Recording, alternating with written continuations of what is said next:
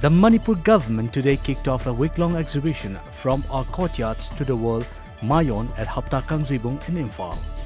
Addressing the opening function, Chief Minister N. Bireen stretched on the importance of promoting local products, making Manipur a self-reliant state and exporting local products.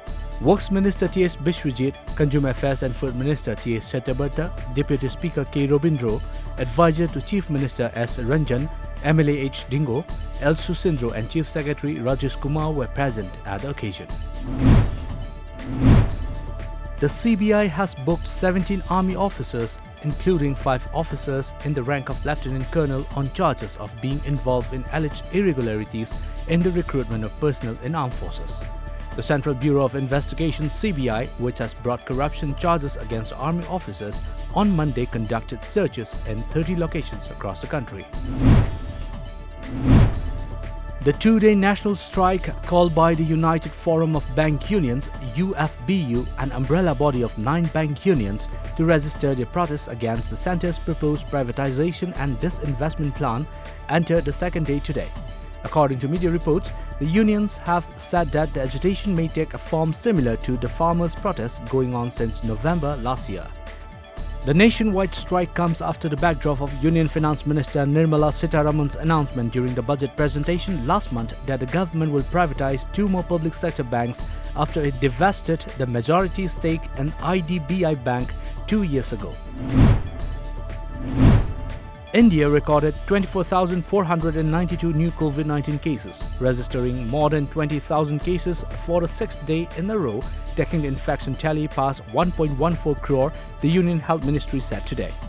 As per a media report, the total cases in the country rose to 1,14,09,831, while the death toll increased to 1,58,856, with 131 fresh fatalities, the ministry data updated at 8 a.m. showed. Maharashtra and Karnataka are the worst hit states in what the health experts are calling the second wave of the coronavirus in India. Manipur did not report any COVID-19 case in the past 24 hours. The total tally stands at 29,313 according to the Manipur government COVID-19 Command Control Room. The state's coronavirus active cases further dropped to 24, while the recovered cases reached 28,916. The recovery rate is 98.64%, while the death toll remains at 373. India has vaccinated more than 3.17 crore vaccine doses till date, according to a Health Ministry update. This includes 74,08,521 healthcare workers who have taken the first dose and 43,97,613 healthcare workers who have taken the second dose.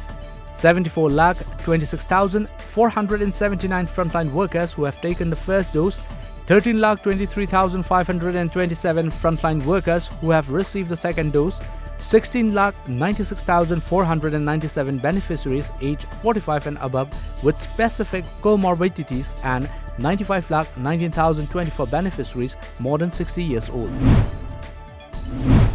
A team of Imphal West Police Commando arrested an active member of rebel group Liberation Tigers of Tribals (LTT) from Singzami Chingamakong in Imphal last afternoon. Thangtin Sem Khongsai, aged 22 years, son of late Janglun Khongsai, is a resident of Saikul NG Painom in Kangpopi district.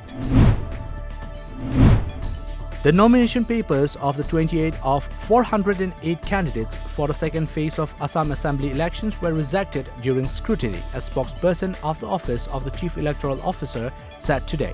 According to media reports, a total of 408 candidates had filed their nominations for the 39 constituencies going to polls in the second phase on April 1st. The families of dozens of people killed in clashes between Myanmar security forces and anti-coup protesters prepared to hold funerals today after candlelit vigils overnight in defiance of a curfew. According to Reuters, security forces shot dead at least 20 people yesterday after 74 killed a day earlier, including many in the suburb of Yangon where Chinese finance factories were torched, according to advocacy group the Assistance Association of Political Prisoners (AAPP). The Chinese capital was choking on sand and dust yesterday as the biggest sandstorm in nearly a decade swept over the city, turning the skies an eerie shade of orange. According to photos from Beijing, home to 21.7 million residents, show skyscrapers and cars shrouded in a thick haze with air quality indexes recording a hazardous rating and authorities advising residents to stay indoors. A media report said many commuters continue to battle the elements. Visibility was so bad in parts of the city that drivers had to turn on their headlights even in the middle of the day.